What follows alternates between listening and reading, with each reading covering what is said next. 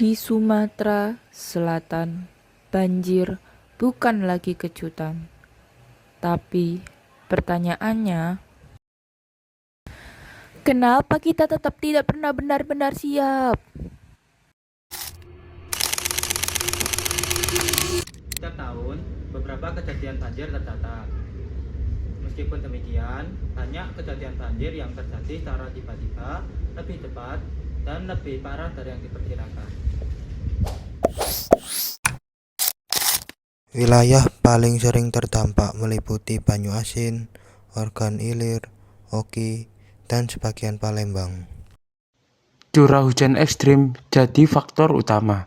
Sungai besar seperti Musi, Ogan, dan Komering meluap karena volume air jauh di atas normal. Drainase kota tidak mampu menampung limpasan air.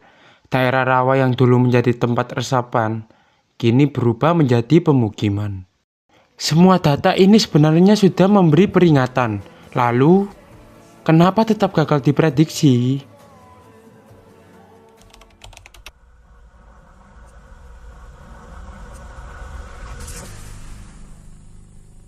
Pemirsa, risiko banjir sebenarnya bisa dihitung.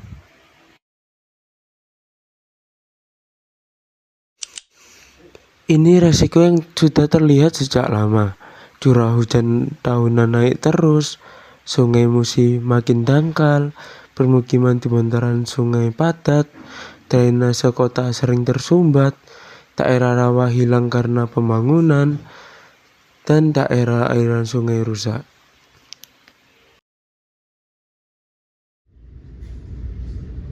Model risiko bisa menghitung potensi banjir, di mana akan terjadi, seberapa parah, dan pada kondisi cuaca tertentu.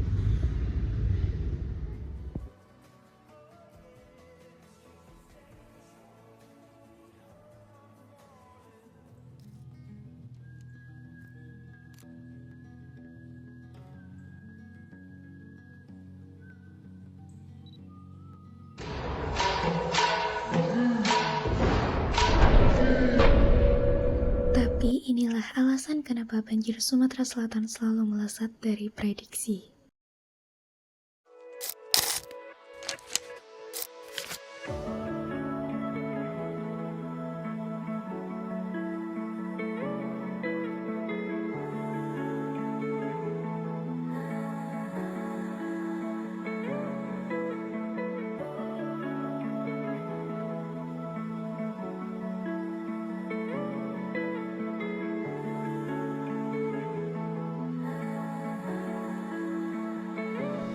Ada beberapa faktor yang tidak terekam, tercatat, dan tidak terdeteksi oleh model risiko.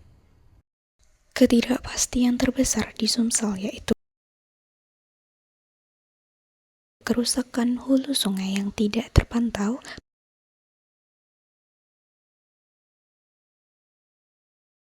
penebangan kecil-kecilan tapi masif,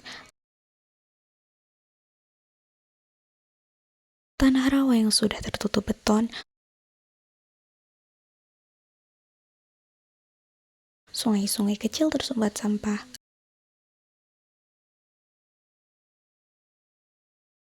curah hujan lokal ekstrim yang tidak sesuai perkiraan,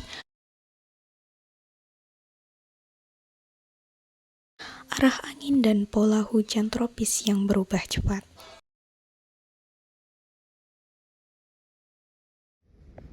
Hal-hal inilah yang membuat banjir biasa menjadi banjir lebih besar, yang membuat air naik lebih cepat dari perhitungan dan membuat prediksi gagal.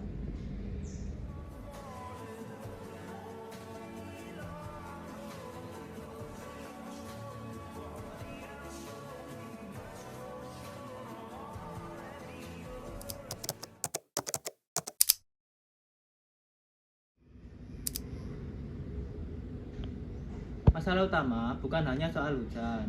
Hulu sungai banyak yang berubah, tetapi perubahan ini jarang tercatat. Tanpa hutan dan rawa, air jadi tidak tertahan. Akhirnya, limpasan datang sekaligus dan membuat banjir menjadi sulit diprediksi.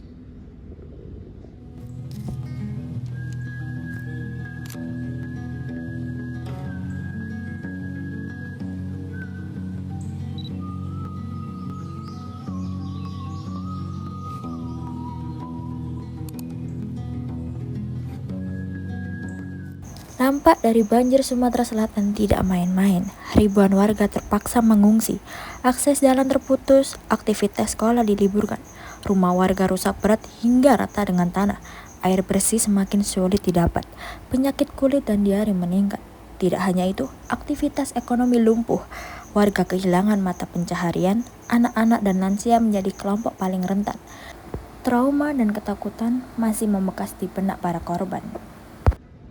Banjir bukan sekedar air, tapi kehilangan tempat tinggal, pekerjaan, dan rasa aman.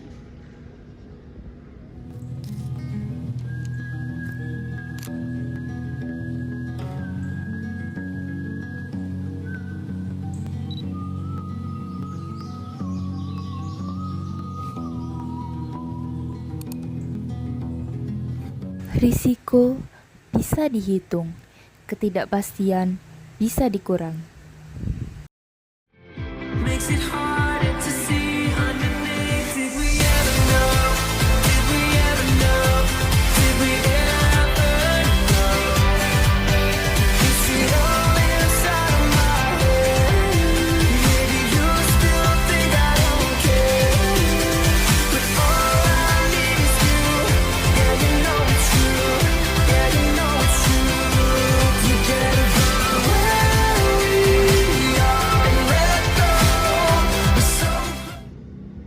Jika pengelolaan lingkungan dan data berjalan, banjir tidak harus sebesar ini. Beginilah realita banjir Sumatera Selatan, bukan hanya sekedar hujan, tapi kombinasi antara resiko yang jelas dan ketidakpastian yang diam-diam membesar. Perubahan iklim memperparah curah hujan ekstrim, alih fungsi lahan menghilangkan daya serap alam, dan sistem drainasi tidak lagi mampu menahan debit air. Saat sungai meluap, yang tenggelam bukan hanya rumah dan jalan, tapi juga harapan, kesehatan, dan masa depan warga.